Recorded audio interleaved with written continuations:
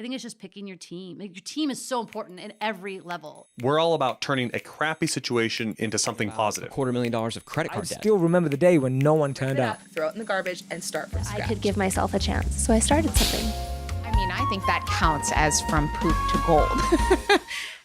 Hi guys, welcome back to From Poop to Gold. I'm your host, Daniel Harmon, Chief Creative Officer at Harmon Brothers.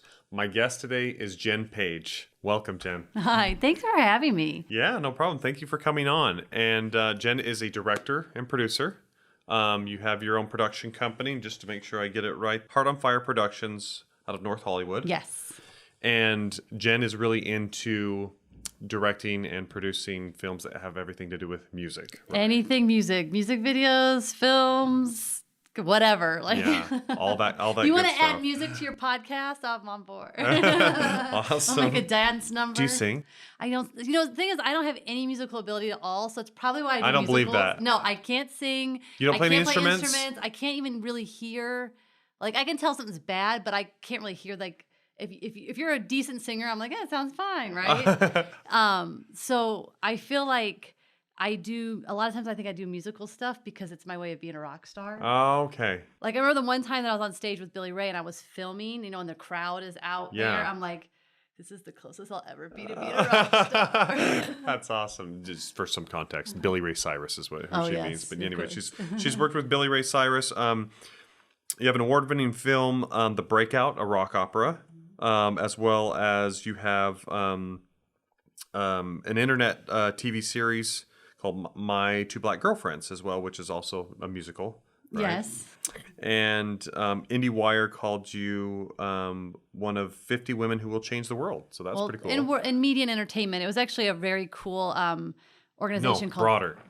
Not just media and entertainment, all the world. Okay, so No, the I'm funny kidding. thing is, I do feel like we use our art. Like, for me, I Mm-hmm. do want to change. Like, I make sure I want to be diverse, and I want to include everybody, and I want to make things that are happy. So in some ways, I do think that, like, that's my way of changing the world, because I'm not Yes. going to go, to Washington and lobby and all that. Right. So in You'd some get way, I corrupted use anyway, my. so. If I'm not already. Anyway, cool. And obviously, you've worked with some big stars like Billy Ray Cyrus, Black Magic, Weezer, Panic at the Disco, and you've got a film you're finishing up now called Playing with Beethoven, which is also a lot it was of music. a labor of love. It was literally it's my sixth feature film, but it's the first film that I really did for me because I was always hired. So we made it on not enough money. Yeah. Used every favor in Hollywood to get it done. Yeah. And then I had to edit myself between gigs, so it took 2 years to edit. So you're an editor So the too. fact that it just got sent off to color and sound and music, and it's out of my hands, is Miracle. like, oh man, I could have cried the day that I handed it off. Yeah, it's a ton of work. So much work.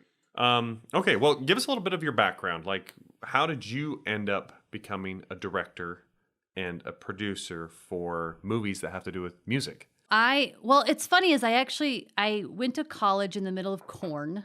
It's Southern Illinois University, Edwardsville. And there's not a lot to do there.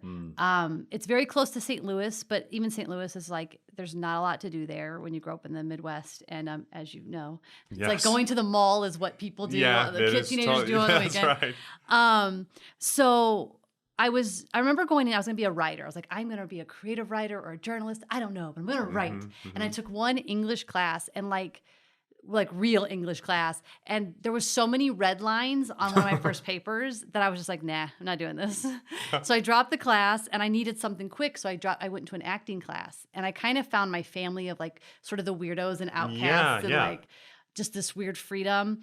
And so I kept studying acting in theater and I was terrible. I mean, like, horrible, but I loved doing it. So I kept doing it. I never really could book anything. I remember I did book my first professional play before I graduated. It was, it was in St. Louis. It was a big deal. But I realized, looking back, I booked it because I was very natural. I was a film actor. I was never a stage actor. I just didn't understand it. To this day, I still don't get it. If you're a good stage actor, you're like, to me, I'm just like, wow. But then when I went to New York for 2 years and I booked everything I auditioned for, and then I went to LA and I couldn't figure out how to get an agent. I couldn't figure out how to get a student film. Like, I just couldn't crack the code. So I started producing stuff for myself. That was like 2003 when I did that. And it was much easier then because it wasn't like now where everybody's doing the free project. Yeah. So then you could go, we're putting together these 5 short films over 5 weekends, and everybody came out with all this crew and all this gear. Yeah. Because people wanted to be a part of something. Yeah, they just wanted to create. Yeah. But then from there, I started to just want to pick up a camera myself. And it got to the point where I just didn't care about acting anymore. Yeah. Like I remember like friends, like the last time I ever agreed to act in something, I remember not even wanting to do it. And I did it. And I was just there like, I just don't care. Yeah. I want to be making the moments. And I just haven't looked back since. I mean, even my first thing that we talk about music, the first thing I did for myself was I picked up a camera and I made a little music video to Daughtry's Going Home song. Okay, yeah. With like my then boyfriend and my daughter who was like 2 and didn't even want to be on camera, but you force them anyway because you're like, mommy needs to practice. That's right. And I don't know, I just fell in love with creating music on camera, what you could do with music, I guess. Yeah. I mean, you say you don't really have like a musical bone, but I don't believe that. You've got to have at least some sense of rhythm, right? For sure. I mean, I've always loved music. I grew up as a '90s R&B girl, very much an alt rock girl. Okay, now. yeah. Like I love like Wolf Mother and stuff. But I mean, so I get music. I love music. Music moves me. Yeah. I think that's really what it is. It's the feeling. Yes. Like I'm really good at placing music. Even in my web series, I used to do like. There's songs I'll hear in TV shows now that I placed in my web series, 5-7 years ago because I just kind of get it. Yes. I couldn't create it. I couldn't sing it. I couldn't. Okay. But that is a skill set in and of itself to be able to recognize what resonates emotionally. I think so. And be able to plug it into the right places so that it really heightens the emotion of the moment and everything. Well, as filmmakers, we don't tend to give ourselves credit for much stuff. We try to be more humble, or we don't really recognize that we have a skill. But that's one place where I'm like, no, I'm really good at picking out music. Okay, there you go. No, for sure. And admittedly, in times with our ads, but we don't use music a lot. Most of the stuff is, it's very kind of pitch to camera kind of thing. Yeah. And I'm musical, but I like to get other people that maybe are a little more plugged into, what's really fresh and everything with that. Well, it's funny that you say that because I just said this in the Beethoven last screening session we did with the producers, and they were talking about, well, that scene will be better with music. I'm like, no, if a scene isn't working without music, it's not working. You heard it here, everybody. Yeah, the music should just push it home. Yes, thank you. And this is a director, yes, who loves music and who is doing all her stories based around music and everything. And so I think that's awesome because we say that all the time. We say make it work, make the edit work first, and if it flows without the music, then you can add it after the fact. I had an assistant editor on Beethoven who spent all this time, wasted so much time putting music in for like temp music, and I literally didn't listen to any of it. I went and deleted it before I started to do my run on the edit. Yeah, I'm just like, I don't need it. I don't need to hear it. Yeah, and also you don't want to get attached to something you're never going to have. That's right. It's like, oh, there's no rights for that. I did that once. I remember my very first feature. We put Dog Days Florence Machine song in there. Yeah, it's awesome. And it lived. It was the only song that kind of never got replaced. It like lived to the very end when we're like, well, we have to take it out now. It's about to get distribution. Yeah. And we had to have a song created to sort of try. You're never going to be Florence and the Machine. Yeah, that's right. So the composer who did it did a really lovely job. I mean, it's as close as we're going to get, and she really did a great job, but it's never going to feel like the Florence made that moment feel like. Yeah. So it's like, don't get temp scores are the worst. Okay, so let me ask. The name of the podcast is From Poop to Gold. Okay. And we always try to get to the root of some of these awesome, not so awesome in the moment, right? But awesome experiences where you've started out with a really crappy situation and either that you were dealt, you got yourself into, but then you came out of it on the other side with something really great. You turned it into gold, whatever. Do one of those or 12 of those come to mind for you? I talk about this a lot when I give talks. It's like I would tell you a million bad horror stories about films, but I look back and I go, I always learned something. I always took something away. I got I met amazing cast. I met a DP I love. So there's always something that I feel like you take away from, even if in the middle of the situation, you might want to kill somebody. Yeah. You want to be looking for a locker to hide the producer in for a while. Yeah. But like, I had so many things. I mean, we had this short film Cazadora. Day one, we show up with our, our team of 50 cast and crew, and we're locked out of the location. Oh gosh. No one had the producer doesn't have a cell phone number for the location owner. He's driving around town trying to find this guy. There's no locations manager, so to speak. Yeah, because it's yeah, it's all a little short film. indie films, Yeah, like it's all on the producer. Yeah, and so we couldn't get in.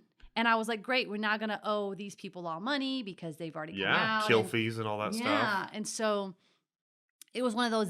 Film's not gonna get made. And the worst part, it was for this very sweet, talented actress and Amber Romeo, and she made this for herself because she's a stunt. She's been doing stunts since she's like 15. She's like 18 now, and her mom and dad were kind of giving her the money, and it wasn't a lot of money. We were already trying to make gold from poop, as it were. Yeah, very much. And so now they have this, and then we finally get in another day, and we're all back, and then the truck breaks down with the gear, and we're like on set for 2 hours waiting for gear to show up. And I mean, like, it was like the cursed set, and the whole building was this sort of factory, so it smelled really bad, and it was really hot. I'm talking like at least 100 degrees of just you're sweating the whole time, and they're doing stunts. We don't have enough time to do it, but somehow, like, at the end of the day, is it perfect? No. Like, I wouldn't, but at the end of the day, she's won some Best Actor awards. The film's won a couple acknowledgments in festivals, and she has a great film at the end. And that was sort of the important thing. The audience, that's my problem. And as you know, as a filmmaker, the audience doesn't know any of the poo that you do with. No. All they know is what's on screen. So you can't go stand up at an audience and go, listen, we only had $12 and some toothpicks, okay? That's right. It doesn't matter what we Right, have. yeah. So the fact that she, has a film that's good, I think that that's the gold part of it. And, I made some new, some really great actors, that came out of that. Because actors who will stick through that and have a good attitude and come out on the other side. They're gems. You are now in the family. That's right. That's awesome. Yeah, I mean, you said it exactly right. That no one ever sees what doesn't end up on screen, right? All that matters is what's in there. They don't care about all the trouble and stuff that went into that, and that's just part of your own little backstory, right? Your own little behind the scenes. So, for you as a director, what are some of the most helpful techniques that you use as a director when you are on set filming with your actors, with talent? One of my favorite things that I do is work a lot with breath. Okay. Because I think actors are always in their head. Okay. And the best thing to do to get them out of their head is just to make them breathe. Okay. So even things like maybe they have to cry, for instance. Mm-hmm. It's not always, some actors just can't cry. Mm-hmm. And I hate forced emotion. Like, it's my least. I'd rather you hold back tears than cry. Right. So I work a lot with just that breathing. Like, just sit here and breathe in your chest, and how does it feel, and get it tight. And to the point where, like, they're not even thinking about anything anymore. They're just kind of concentrating on their breath, and suddenly tears are falling down their face, Mm-hmm. Or anger, I always get them to close up their sort of, I'm like, I want you to feel like you're going to throw up if you say these words, and get that fire in your belly. And the more they work with that breath, because if we think about it as humans, every emotion, our breath is different. So we can almost fake that in our bodies. Wow. And it gets out of the head. It's one of my I'll go to that for almost everything with actors. I'm learning something new. I've got to try that. That is one great. I have not actually focused on, but I haven't had to make a lot of people cry in my ads yet, though, either. So, but it even works with comedy, because sometimes people, like, their energy isn't right, so like just doing things, even like just do some jumping jacks or something. Or a lot of times with comedy, when they're in their own heads, I'm like, you got to do something stupid right now. You got to just do something that makes you feel like, let's scream together. Let's just change it up. Get out of your head. Yeah, for sure. That's great. So what about in the editing and post-production process? What you already mentioned, one technique is that you want the edit to flow and to make sense and to feel good before you add the music in. Any other tips in that area that you use? Well, editing is such a tricky beast, because if you in theory, you have an editor that is an artist, yes, and you trust, yes, and you get back this magical rough cut, right? Magical rough cut. You've had magical. magical rough cuts? Because we haven't.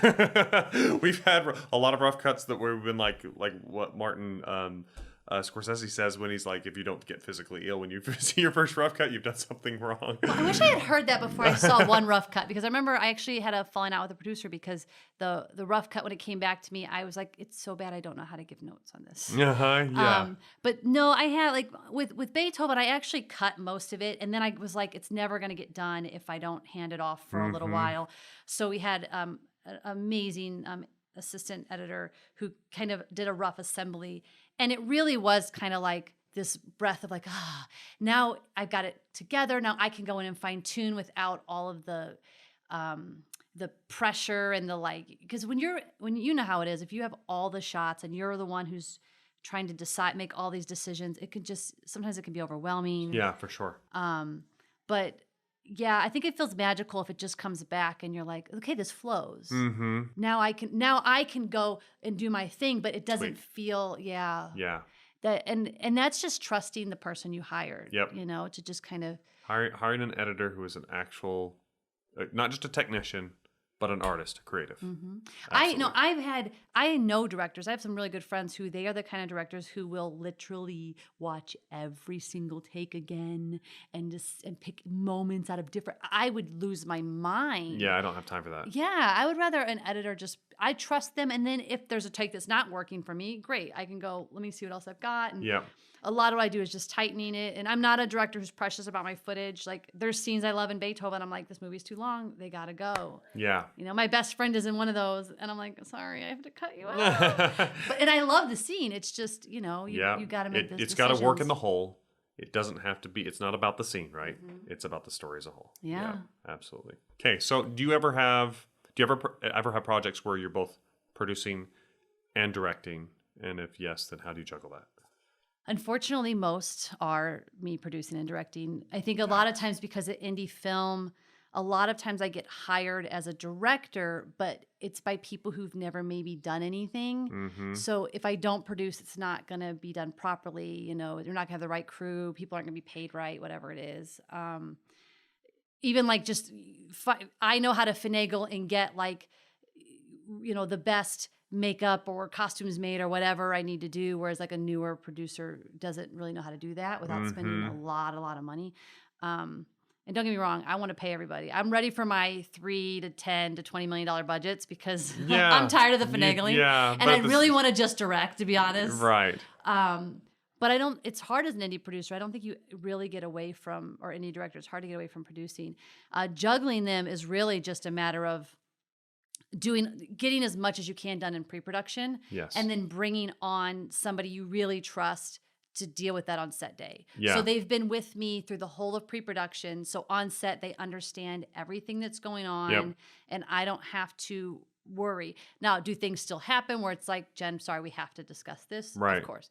But if you have, people who can handle those fires. You've got a producer there in that moment to take care of that, so you can still stay focused on the vision. I've been it's really important to me to help people who really want to learn the business. Yep. Especially women in the business. So anybody who's like, I want to shadow or I want to learn, I'm like, come on. And then so like on Beethoven, Brandon Poehler, he had only really second AD'd a little short for me. He comes from a business background, so he has a business sense. Mm-hmm. But I was like, look, you want to produce this? Like, we'll spend the year trying to figure out how to get it made on no money, and then you'll learn. And then now he could go produce something because he's produced a feature film. Yeah. And I trusted him to be on set handling problems. I never had to really worry about it, even though it was his first feature. Sure. I think it's just picking your team. Like, your team is so important at every level. Yes. Like a DP that drives the director crazy you're going to have a problem with the film, and I've had a lot of that issue. Yeah, and for the non-film people here, a DP is obviously a director of photography who's in charge of basically the cameras and, some of the lighting and the look of the way the film is being shot in many ways, right?